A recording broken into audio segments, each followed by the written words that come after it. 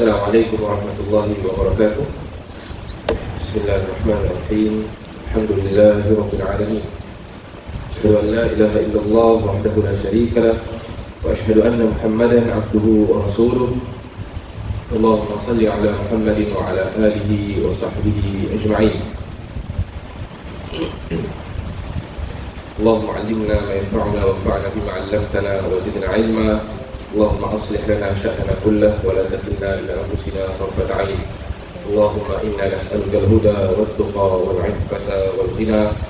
Amma ba'd. Alhamdulillah, we are in the midst of the explanation of the ad'iyah or du'as collected under the chapter in the books Hisn al-Muslim, collection of Fortress of the Muslim, a collection of adhkar, zikr and du'as from Prophet sallallahu alaihi wasallam in the different affairs of life or the different situations in life. And we are in the chapter Dua ba'da tashahhud al-akhir qabla as-salam, dua after the tashahhud akhir and before giving the salam. Now, books of or books which have collected du'as derived from the ahadith of the Prophet sallallahu alaihi wasallam. One such example is the book that we are utilizing here. The choices of the du'as, the choices of the hadith, for example, reflects the opinion of the author. And this is something that we need to know when we come across books which are like this, which have this kind of concept. Because religious books are of different concepts. You have books of fiqh, for example. Fiqh is basically books in which you find explanations of the rulings of different issues and matters in the religion of Islam. For example, like the issues of or the matters of salah, the different kinds of salah. For example, you have obligatory, you have salah which is not obligatory, you have salah which is related to asbab, causes. For example, when a person enters the masjid, he performs 2 rakat of prayer, because it's called the tahiyyatul masjid. It's for the reason being that he entered the masjid. And then you also have categories of rulings such as, for example, arkan, rukun, wajib, for example, and mustahabbat or sunnah. And this is the concept of books of fiqh. You don't find this categorization in the Quran nor the hadith of the Prophet sallallahu alaihi wasallam. But they come after the time when the scholars have arranged in a detailed manner, have basically categorized and placed everything into a more tidier version. And therefore, they categorize, for example, rulings in terms of arkan, wajibat and mustahabbat, for example. So you don't need to go through the hassle of finding which one is more important than the other. So if you know one is rukun, for example, you know this is much more important, you cannot abandon it. If you know if it is mustahab, if let's say, for example, a situation happens that you did not do it, then there is no problem upon you, for example, etc. So this is just examples to let us understand that books of fiqh different. The concept, their arrangement different. Books of hadith, their arrangement and their concept are also different. Books of aqidah, different. Books of, we have all these different fields, but they all are derived, or they are all the results of what you will find in the Book of Allah and the hadith of the Prophet sallallahu alaihi wasallam, supposedly. Supposedly. Now, specifically on the books of hadith or the books or collections of du'as or hadith, or any other collections which are based on the hadith of Prophet sallallahu alaihi wasallam, it will reflect the opinion or the methodology of the author. Now, why do I mention this? Because specifically under this chapter, which is dua after the tashahhud al-akhir, before the salam, and then you find a couple of du'as being mentioned or collected under this chapter. This reflects that the opinion of the author is that all these du'as, the position of all these du'as are between the tashahhud and the salam. Now, as you widen your knowledge, you may sometimes come across different opinions or or khilaf, for example. You have contradictions, some opinions which are not the same as how we have. And this is normal because of the method of how the scholars derive rulings from the book of Allah and the hadith of Prophet sallallahu alaihi wasallam, and their journey to derive these results may not be the same. Now, why do I mention about all these things? Because the author's opinion over here, the author of Islam Muslim, he rahimahullah, he believes that all these du'as are supposed to be done before or after the tashahhud and before the salam. Now, the first one, number 55, number 56, this one we have gone through. This one is definitely after the tashahhud. Prophet sallallahu alaihi wasallam he taught us to read this after the tashahhud. Now, number 57 as well, we went through. Dua number 57 we went through last week. It was a dua taught by the Prophet sallallahu alaihi wasallam to Abu Bakr as-Siddiq, and we have mentioned that it can be read after the tashahhud, and it also can be read umuman, generally. And we also went through dua number 57, Allahumma ighfirli ma qaddamtu wa ma akhartu wa ma asrartu wa ma alantu wa ma anta a'lamu bihi minni, anta al-muqaddimu wa anta al-mu'akhiru, la ilaha illa ant. This is narrated by Imam Muslim in his Sahih, from the companion Ali bin Abi Talib radhiyallahu anhu, that the Messenger of Allah sallallahu alaihi wasallam kana min akhiri ma yaqulu bayna at-tashahhud wa at-taslim. From the last things that he would say between his tashahhud and taslim, Assalamu alaikum wa rahmatullah, would be this dua. Now, as for the next one, in number 59, we find the dua, Allahumma a'inni ala dhikrika wa shukrika wa husni ibadatik. Allahumma a'inni ala dhikrika wa shukrika wa husni ibadatik. And this is narrated by Abu Dawud and Nasa'i, and this is from the hadith of Mu'adh bin Jabal, in which the Prophet sallallahu alaihi wasallam taught Mu'adh bin Jabal this dua when he said to Mu'adh, Ya Mu'adh, inni uhibbuk. Indeed, O Mu'adh, I love you, and because of my love to you, I want to help you out. فَلَا تَدَعَنَّ دُبْرَ كُلِّ صَلَاةٍ. And therefore, do not abandon at the dubur of all salah. Dubur is the end. Dubur, and in Malay, dubur, the word dubur is used to refer to our end. Our anggota badan kat belakang. That is dubur.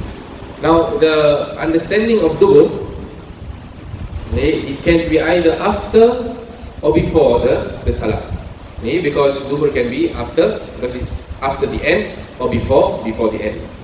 So you find hadith in which the Prophet ﷺ mentions dubur salah at the end of salah, and what is meant is actually bayna tashahhud wa taslim, between the tashahhud and Assalamu alaikum wa rahmatullah, the salam that you give at the end of salah. And at the same time as well, sometimes dubur may refer to, according to certain opinions of the scholars, it will refer to after the end of salah. So as for this dua, dubur kulli salah, some scholars have the opinion that it is after the salam, not before the salam. However, the opinion of the author over here reflects that he understands and he believes that this is before the salam. Dubur as-salah means before as-salam. So the dua, Allahumma a'inni ala dhikrika wa shukrika wa husni ibadatik. Oh Allah, aid me in, what is the translation? Oh Allah, help me to remember you. Help me to remember you. To give you thanks. Huh? To give you thanks. To give you thanks. you thanks. Yes, help me to remember you, to give you thanks, to thank you, to be grateful to you, and to worship you in the best way. Wa husni ibadatik. In the hadith, the Prophet ﷺ mentioned, O Mu'adh, inni uhibbuk, O Mu'adh, indeed I love you, so do not abandon at the end of every salah to say this dua. فَلَا تَدَعَنَّ دُبْرَ كُلِّ صَلَاةٍ أن تقول اللهم أعني على ذكرك وشكرك وحسن عبادتك. Now this dua is a very important, and I would say a very essential dua, in which every single person needs it, because al-aun, al-ibadah is the objective. Your ibadah, worship to Allah subhanahu wa ta'ala, is the objective. Now to reach this objective, you need a means to it. And the means to it is al-aun, which is the help of Allah subhanahu wa ta'ala. This is reflected in the saying of Allah subhanahu wa ta'ala, Iyaka na'budu wa iyaka nasta'in. Only to you we worship and only to you we seek help in. Which means that even in worshiping Allah subhanahu wa ta'ala, you need help in fulfilling worship to Allah subhanahu wa ta'ala, because human beings are created with وَخُلِقَ الْإِنسَانُ ضَعِيفًا. They are inclined to follow their desires. They are inclined to disobey Allah subhanahu wa ta'ala. And that's why Allah subhanahu wa ta'ala mentions in the Quran, what is the beginning of the verse? وَنَهَا النَّفْسَ عَنِ الْهَوَى فَإِنَّ الْجَنَّةَ هِيَ الْمَأْوَى. Anybody remembers the verse? وَأَمَّا مَنْ خَافَ مَقَامَ رَبِّهِ. As for those who fear the station of his Lord, وَنَهَا النَّفْسَ عَنِ الْهَوَى, and refrains and prohibits, restrains his soul from desire. وَنَهَا النَّفْسَ عَنِ الْهَوَى.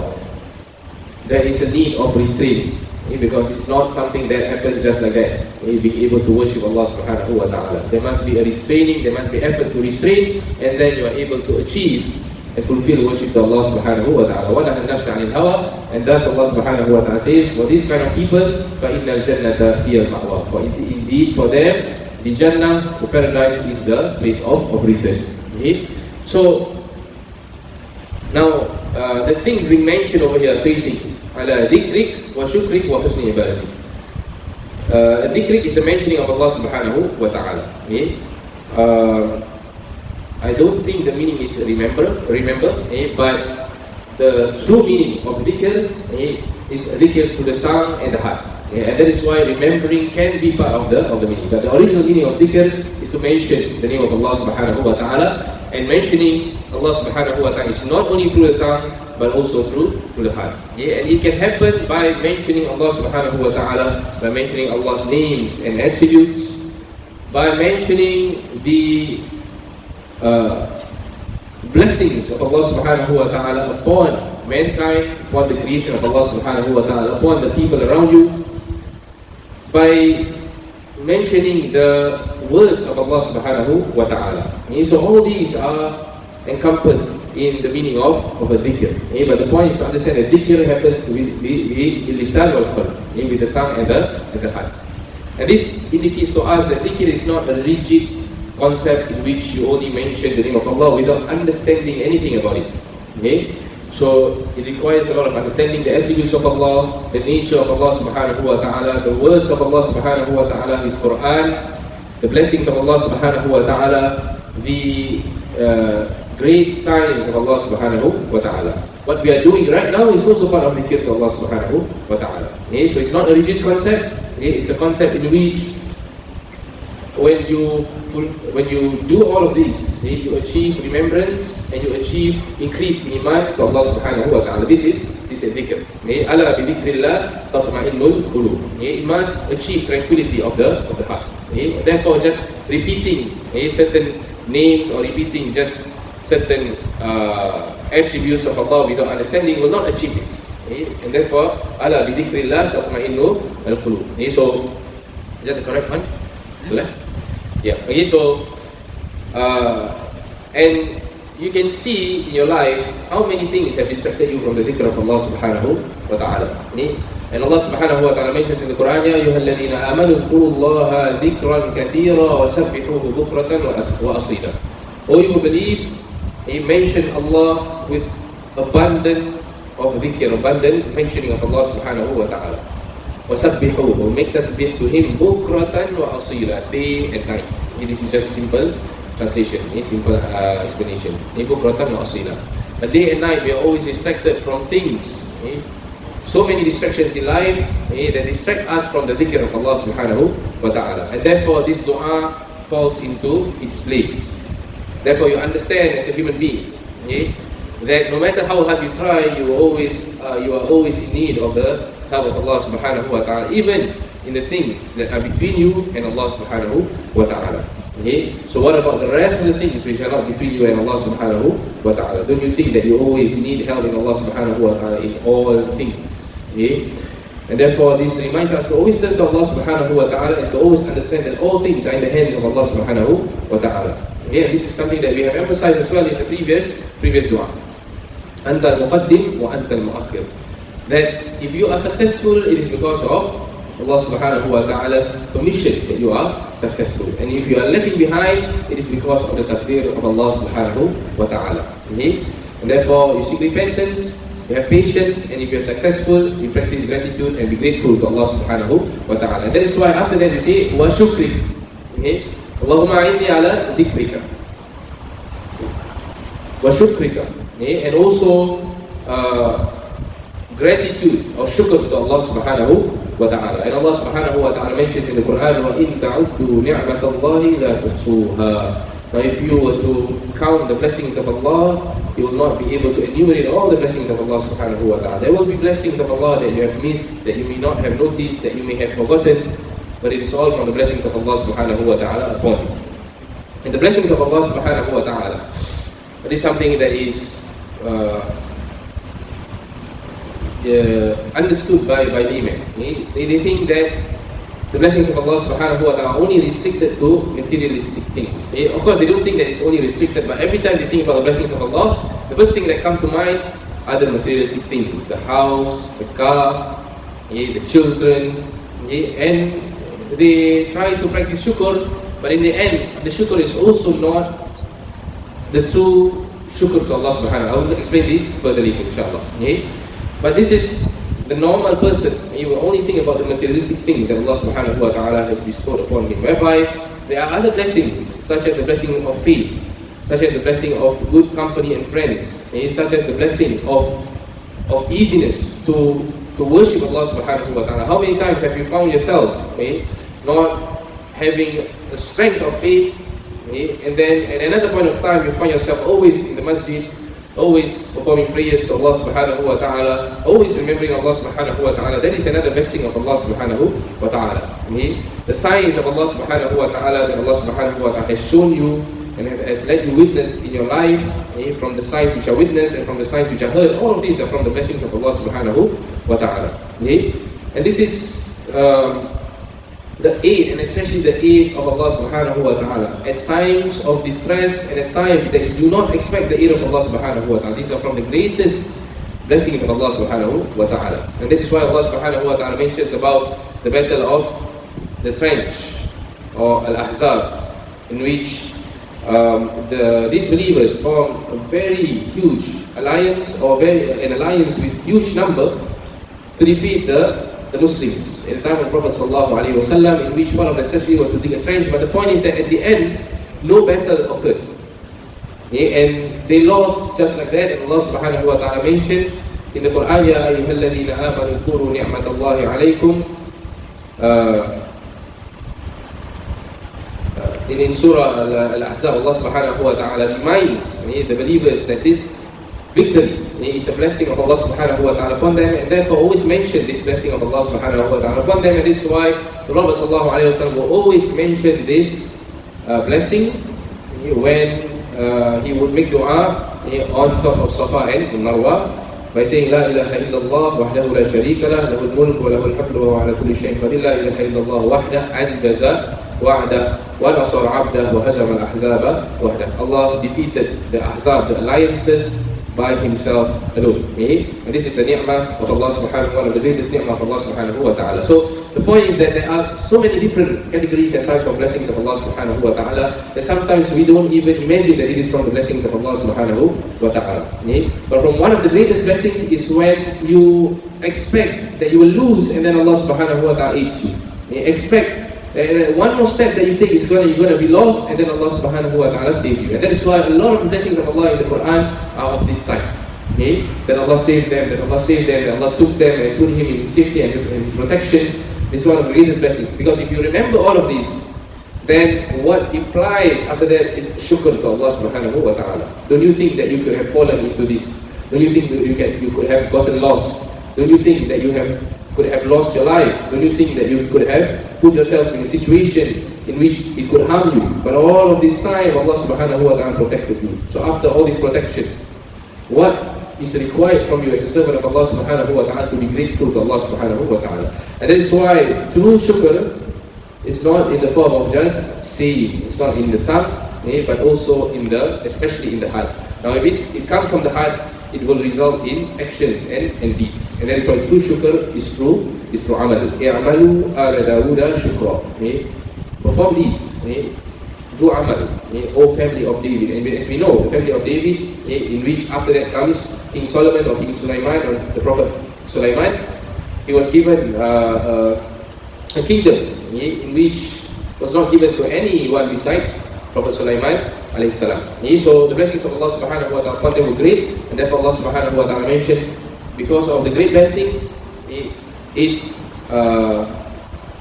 what comes with it is shukr in the form of deeds to Allah subhanahu wa ta'ala. And this is why Allah subhanahu wa ta'ala mentions in the Quran, وَنَبْلُوكُمْ بِالشَّرِّ وَالْخَيْرِ فِتْنَةً. We test you with good and evil as a means of fitna. Because many people, they think that the test of Allah subhanahu wa ta'ala only happens through difficulty. And this is wrong. The test of Allah subhanahu wa ta'ala also happens in the form of blessings of Allah subhanahu wa ta'ala. That's why Allah subhanahu wa ta'ala mentions about the disbelievers. لَا يَمُرَّنَّكَ تَقَلُّبُ الَّذِينَ كَفَرُوا فِي الْبِلَادِ. Do not be deluded by whatever happens to them, whatever ni'mah that they have. In another verse, Allah subhanahu wa ta'ala mentions, وَنُمْلِي لَهُمْ إِنَّ كَيْدِي مَتِينٌ. We will give them more, for my manipulation is kukuh, matin. What is kukuh? It's very firm and mighty. أُمْلِي لَهُمْ إِنَّ كَيْدِي مَتِينٌ سَنَسْتَدْرِجُهُم مِّنْ حَيْثُ لَا يَعْلَمُونَ وَأُمْلِي لَهُمْ إِنَّ كَيْدِي مَتِينٌ. In another verse, سَنَسْتَدْرِجُهُم مِّنْ حَيْثُ لَا يَعْلَمُونَ. Nastadrij means that Allah will give them and give them and give them. Now in the day of judgment, they will be asked about all these messages. And that's why in another verse in the Quran, Allah subhanahu wa ta'ala mentions, وَلَا تُسْأَلُنَّ يَوْمَئِذٍ عَنِ النَّعِيمِ. On that day, you will definitely be asked about the blessings of Allah subhanahu wa ta'ala. Every single blessing of Allah subhanahu wa ta'ala will be asked, whether you have done shukr to it, or you have not practiced shukr. So having goodness and having materialistic blessings in life, having things given to you by Allah subhanahu wa ta'ala, does not necessarily mean it's a good thing for you. It is only a good thing if it brings you to be grateful to Allah subhanahu wa ta'ala. And the same thing goes to things, difficult things. It's only a good thing when it brings you to be patient to Allah subhanahu wa ta'ala, because that is the point of all these things happening to you, to achieve gratitude and to achieve patience to Allah subhanahu wa ta'ala. And Allah subhanahu wa ta'ala mentions, but however, وَقَلِيلٌ مِّنْ عِبَادِيَ الشَّكُورِ. But only a little from my servants are practicing gratitude to Allah subhanahu wa ta'ala, are grateful servants of Allah subhanahu wa ta'ala. And Allah subhanahu wa ta'ala mentions, in the verse, I forgot the exact lafz, but Allah subhanahu wa ta'ala mentions that shukr is also part of obedience to Allah subhanahu wa ta'ala, or is also a people who are obedient to Allah, people of ibadah, are people who fulfill shukr to Allah subhanahu wa ta'ala. And if you fulfill shukr, then you can become those who are truly worshipping Allah subhanahu wa ta'ala. True worship of Allah subhanahu wa ta'ala will only be achieved through achieving shukr to Allah subhanahu wa ta'ala. So it is an important aspect in our worship to Allah subhanahu wa ta'ala, and that is why the Prophet sallallahu alaihi wasallam also mentions this in this dua, wa shukrik. You need the help of Allah subhanahu wa ta'ala to be grateful of Allah subhanahu wa ta'ala, because most of us forget the blessing of Allah subhanahu wa ta'ala upon them, and we need to be reminded of them. And this is where the reminders come in. How many things have been given to us by Allah subhanahu wa ta'ala, and materialistic things are only the smallest of things. Now today, what people do is that they praise Allah subhanahu wa ta'ala, or they mention the praise of Allah, and many others as well. It's not only in shukr, it can also happen in tawbah, it can also happen in other things. They like to write on social media, for example, okay, alhamdulillah, I got this, alhamdulillah, Allah has given me this. But this is not, and this is something that may be that may lead you to a fault in your shukr to Allah subhanahu wa ta'ala, because all acts of worship, and shukr is part of worshiping Allah subhanahu wa ta'ala, as we mentioned. All acts of worship require sincerity to Allah subhanahu wa ta'ala. Making tawbah is between you and Allah subhanahu wa ta'ala. It's not for people to know that you have done hijrah, for example. Oh, dia dah hijrah, dia dah pakai tudung. No, it's not for that. And making shukr to Allah subhanahu wa ta'ala is between you and Allah subhanahu wa ta'ala. It's not for you to say in front of everybody, look at what Allah has given me. Okay? And therefore you say Alhamdulillah, but your actions do not reflect that you are actually grateful to Allah subhanahu wa ta'ala. How? You are not utilizing what Allah subhanahu wa ta'ala has given you for the sake of Allah subhanahu wa ta'ala, for the pleasure of Allah subhanahu wa ta'ala. Rather, you are using it for other things that invoke the wrath of Allah subhanahu wa ta'ala. And therefore, this is what I mentioned earlier on. This is not true shukr to Allah subhanahu wa ta'ala. And therefore, this is my advice and nasiha during our times today, in which most people seek validity from the internet, from showing things, from reflecting to others what they have, and showing to others what reflects who they are, or the things that reflect who they are, in which most of the time is opposite to how they are truly in life. In a time in which people seek validity through this, you should be seeking validity in Allah subhanahu wa ta'ala. How many things have you sought validity in Allah subhanahu wa ta'ala, or between you and Allah subhanahu wa ta'ala? How many things have you asked yourself, will Allah subhanahu wa ta'ala be pleased with what I have decided, and with what I have chosen, with what I have bought, with what I have sold, with what I have given, with what I have taken? So this is what we truly need, especially during these times. Most people are missing out on this. Their sincerity are being affected by these things which are present during our times. And therefore you find many illnesses of the heart coming from this. Allahumma a'inni ala dhikrika wa shukrika and wa husni ibadatik. And also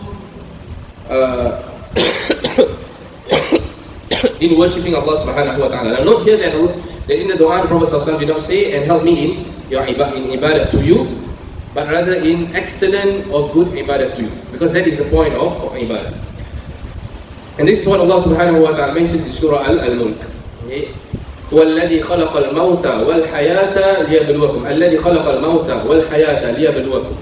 He's the one who created life, or death and life. الموت والحياة. What is the purpose for this? What is the purpose of death and life, or life and death? ليبلوكم. To test you, to test who from amongst you. ليبلوكم أيكم أحسن عملا. Has the best of deeds, not the most deeds. And this is another misconception of many people. They think doing a lot matters. Whereby you see the way of the Prophet sallallahu alaihi wasallam. The Prophet sallallahu alaihi wasallam mentions that the most beloved deeds of Allah subhanahu wa ta'ala adwamuha wa in qalla. The one that is most consistent, although it's little. Although it's little in quantity. So it's not about how many things you do. It's about understanding every little thing that you do. So husni ibadah, ahsanu amala. So what is the interpretation, what's the meaning of ahsanu amala then? What is the best of deeds? So if you look at the tafsir, you see the opinion of the scholars, or the quotes or the statements of the scholars.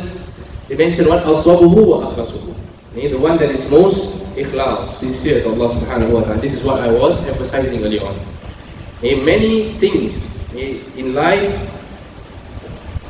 you are easily distracted by it, and it will disturb and it will affect your sincerity to Allah subhanahu wa ta'ala without you realizing. And therefore sincerity is an easy thing to speak about, but it is a very intricate thing in which it requires a lot of effort and a lot of focus and a lot of attention given to it. And that is why you see the scholars, they understand this fact, and therefore they begin their books, especially the scholars of hadith, they begin their book with innamal a'malu binniyat, because everybody can do the same thing, but the niyyah, each and every one will be different. So what do you want from Allah subhanahu wa ta'ala? What do you want when you do your deeds? Do you want the pleasure of Allah subhanahu wa ta'ala? Are you doing it because of Allah subhanahu wa ta'ala witnessing you and listening to you? Or are you doing it because of some other reasons? So we can come up with lots of examples, but then we won't have time to explain everything else. So this is something that, there's a lot and many examples about how your sincerity can be affected by very, very small things in life, such as friends, such as even taking photographs, such as even posting, for example, such as many different things. And the point is not about doing things differently. So some people, they misunderstand. They say, for example, I'm going to take care of my sincerity to Allah subhanahu wa ta'ala, so I lock myself at home and I don't want anybody to see me doing anything. No, that is not the point. The point is that when you are in front of people, when you are at their backs, you are the same. In your heart and outwardly. No matter where you are, no matter where you go, no matter who you are with, you are always sincere to Allah subhanahu wa ta'ala. That is true sincerity to Allah subhanahu wa ta'ala. That your actions are not affected by the people around you, by a situation, but it's always affected by what you want for the sake of Allah subhanahu wa ta'ala. Okay? Now this is the first condition of husni ibadatik. The second condition, wa aswabu, and the most correct one. Okay? And the most correct one can only be determined by a person following the way of the Prophet ﷺ in the deeds that he does, because that is the role of the Prophet Muhammad ﷺ, being sent as a messenger by Allah subhanahu wa ta'ala, to teach us and to become an example for us to know how we worship Allah subhanahu wa ta'ala, for us to know which of the deeds will be rewarded by Allah subhanahu wa ta'ala, which of the deeds will be punished by Allah subhanahu wa ta'ala. All of these are explained by the Prophet ﷺ and are shown by the Prophet ﷺ. So how much you are able to follow the Prophet ﷺ in your acts of deeds will determine your husni ibadatik. Now if you look, now we mentioned about the part of sincerity and how it requires a lot of attention, and how small little things can also affect your sincerity to Allah subhanahu wa ta'ala.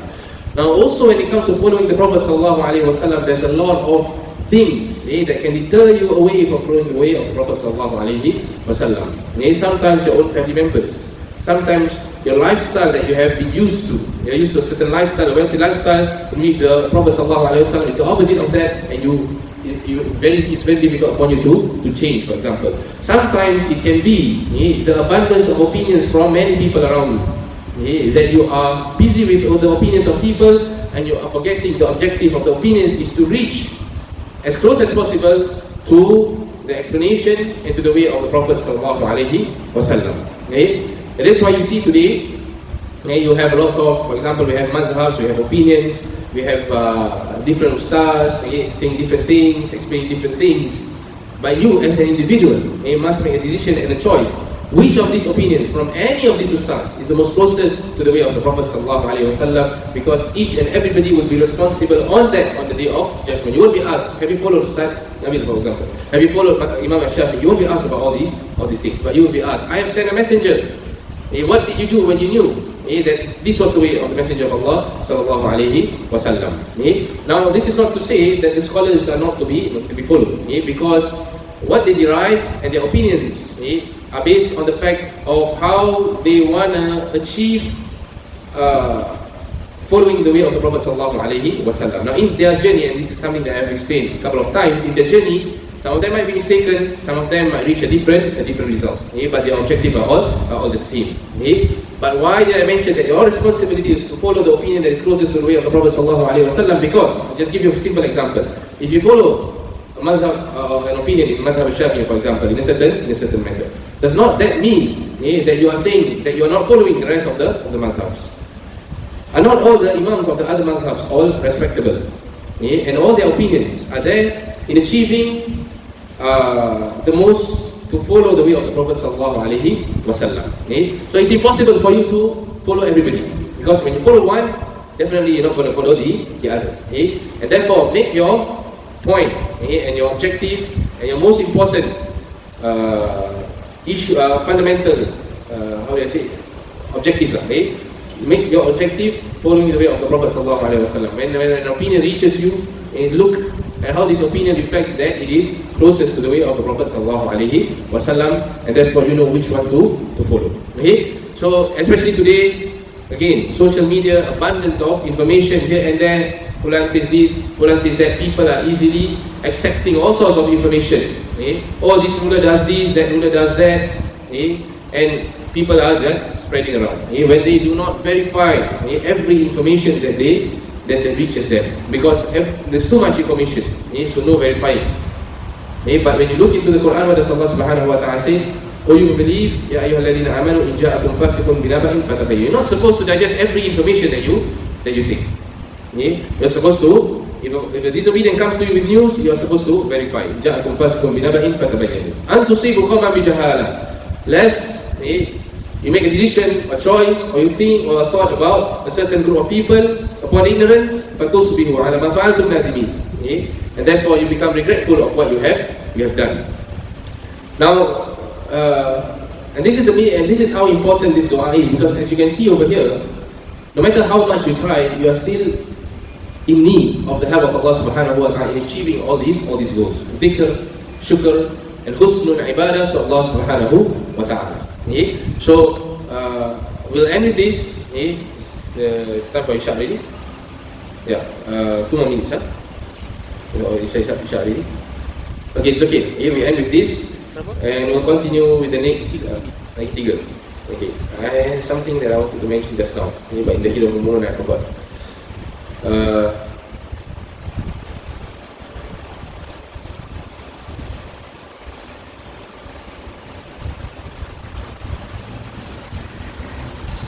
Yes, there's a saying of the companion, one of the companions of Prophet Sallallahu Alaihi Wasallam. I forgot his name.